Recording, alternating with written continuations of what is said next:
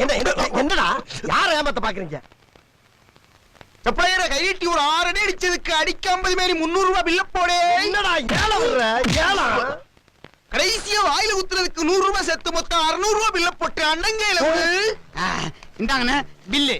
டேய் என்னடா நடக்குது இங்க? என்ன என்ன நொன்னு எங்க வீட்டுல பொண்டாட்டி மாதிரி சரியா சமைச்சு போடுறாங்கன்னு நாங்க அண்ணன் தம்பி 2 பேரும் கோட்ல வச்சு சமைச்சு சாப்பிட்டு நிம்மதியா தூங்கிட்டு இருந்தோம். நீ வந்து தூக்கத்தை கடத்தாக்கு பில்லு போடாம என்ன பண்ணுவாங்களா? புடி பில்ல. அப்புறம் உள்ள வரப்ப வாங்க வாங்கன்னு கூப்பிட்ட வந்தவங்கள வரவேன் சொல்லுவாங்க. கரண்ட் பில்லு கட்ட காசு வேணும்ல, அதான் வாங்க வாங்க. என்ன டேய் ஹோட்டல் தானடா அது? என்ன ஹோட்டலாவா? நீ வெளியில படிச்சு பார்க்கல? என்ன? யாருமே உள்ள வரக்கூடாதுதான் டுபாகூர் ஹோட்டல் பேரை வச்சு உள்ள படுத்து கிடந்தோம். இன்னும் உள்ள வர சொன்னது? வெளியே போய் படிச்சு பார்த்து தெரியும். போ. டுபாகூரா?